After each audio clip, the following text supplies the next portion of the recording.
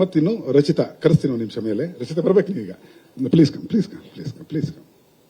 ಈಕೆ ಕನ್ನಡದ ಹುಡುಗಿ, ಸಕಲೇಶ್ಪುರದ ಹುಡುಗಿ. ಈಕೆ ಟಿವಿ ಮತ್ತು ಕನ್ನಡದ ಕ್ಷೇತ್ರದಲ್ಲಿ ಮಾಡ್ತಾ ಇರ್ತಾರೆ. ಆಮೇಲೆ ತಮಿಳಲ್ಲಿ ತುಂಬಾ ಪಾಪ್ಯುಲರ್ ಆಗ್ತಾರೆ. ತಮಿಳುನಾಡಲ್ಲಿ ಅವ್ರದ್ದು ಸರವಣನ್ ಮೀನಾಕ್ಷಿ ಅಂತ, ನಾಮ್ ಇರುವರ್ ನಮಕಿರುವರ್ ಅಂತ ಸೀರಿಯಲ್ಗಳಲ್ಲಿ, ಇದರಲ್ಲಿ ಬಿಗ್ ಬಾಸ್ ಇದರಲ್ಲೆಲ್ಲ ಕಾರ್ಯಕ್ರಮ ನಿರ್ವಹಿಸ್ತಾ ತುಂಬಾ ದೊಡ್ಡ ಯಶಸ್ಸನ್ನ ಗಳಿಸ್ತಾರೆ.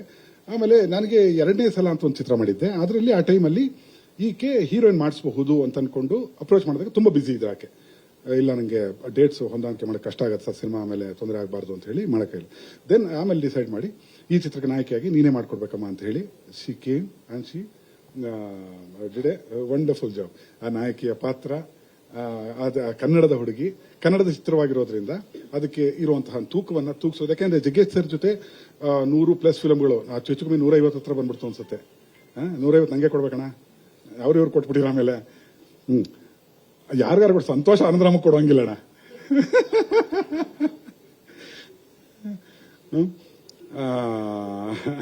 ತಮಾಷೆಗೆ ಓಕೆ. 150 ಹತ್ರ ಅಷ್ಟರಲ್ಲಿ ಬೇಕಾದಷ್ಟು ನಾಯಕಿರು ಬಂದು ಹೋಗಿರ್ತಾರೆ, ಅದ್ಭುತ ನಾಯಕಿರು ಬಂದು ಹೋಗಿದ್ದಾರೆ. ಇದರಲ್ಲಿ ಗುರುತಿಸಿಕೊಳ್ಳುವಂತ ಪಾತ್ರವಾಗತ್ತಮ್ಮ. ತುಂಬಾ ಒಳ್ಳೆ ಇದು ಕೂಡ. ನೀನು ಆಲ್ರೆಡಿ ಅಲ್ಲಿ ಇದರಲ್ಲಿ ಕನ್ನಡದಲ್ಲಿ ಮನೆ ಮಾತಾಗುವಂತಹ ಪಾತ್ರವಾಗಲಿ ಅಂತ ಹೇಳಿ ಕರೆಸಿದ್ದು. 1-2 ನಿಮಿಷ. ಎಲ್ರಿಗೂ ನಮಸ್ಕಾರ. ಸೊ ಫಸ್ಟ್ ಇಲ್ಲಿ ಬಂದ ತಕ್ಷಣ ಕೇಳ್ತಾ ಇದ್ರು ಕನ್ನಡ ಬರುತ್ತಲ್ವಾ ಅಂತ. ಕನ್ನಡ ಹುಡುಗಿ ಹತ್ರ ಕನ್ನಡ ಬರುತ್ತಾ ಅಂತ ಕೇಳಿದ್ರೆ ನನಗೆ ಆಶ್ಚರ್ಯ ಆಗ್ತಾ ಇದೆ, ಅಷ್ಟು ಬೇಗ ಮರ್ತೋಗ್ಬಿಟ್ಟಿದಾರ ಅಂತ. ಸೊ ಸರ್ ಹೇಳ್ದ ಹಾಗೆ ತಮಿಳಲ್ಲಿ ಒಂದ್ ಸ್ವಲ್ಪ ಫೇಮಸ್ ಆಗಿದ್ದೀನಿ ನಿಜ, ಆದ್ರೆ ಕನ್ನಡನ ಮತ್ತಿಲ್ಲ.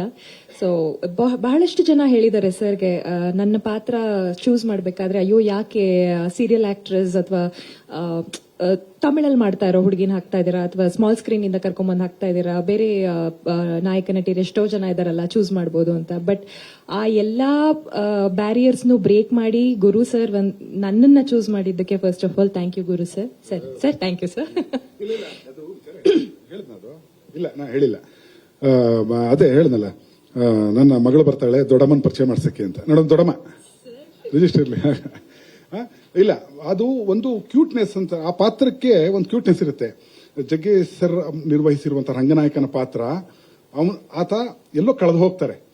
ಆ ಪಾತ್ರ ಕಥೆ ನೋಡಿದಾಗ ಗೊತ್ತಾಗುತ್ತೆ, ಸಿನಿಮಾ ನೋಡಿದಾಗ ಗೊತ್ತಾಗುತ್ತೆ. ಅದನ್ನ ತುಂಬಾ ನೀಟಾಗಿ ಹ್ಯಾಂಡಲ್ ಮಾಡ್ಬೇಕು ಆ ಪಾತ್ರನ. ಇಲ್ಲ ಚೀಪ್ ಆಗ್ಬಿಡುತ್ತೆ ಅಂತ, ಚೀಪ್ ಆಗಿ ಬಿಡ್ಕೂಡ್ದು. ನಾಯಕಿಯ ಪಾತ್ರ ಅದು ಘನತೆ ಇರುವಂತ ಪಾತ್ರ ಅಂತ ಹೇಳಿ ಅದನ್ನ ತುಂಬಾ ಚೆನ್ನಾಗಿ ನಿರ್ವಹಿಸ್ಕೊಟ್ಟಿದ್ದೀರಿ. Thank you. ಪೇಮೆಂಟ್ ಕೊಟ್ಟಿದಾರಲ್ಲ, ಬನ್ನಿ ಕೂತ್ಕೊಳ್ಳಿ. ನಾನು ಜೋಕ್ ಮಾಡ್ತಿರ್ತೀನಿ, ಇವರು ಮಾಡಿರೋ ಎಪಿಸೋಡ್ಸ್ಗಳು ಲೆಕ್ಕ ತೆಗೆದ್ರೆ ಫಸ್ಟ್ ಇವ್ರ ಮನೇಲಿ ಇಡಿ ರೈಡ್ ಆಗೋದು. ಜೋಕ್.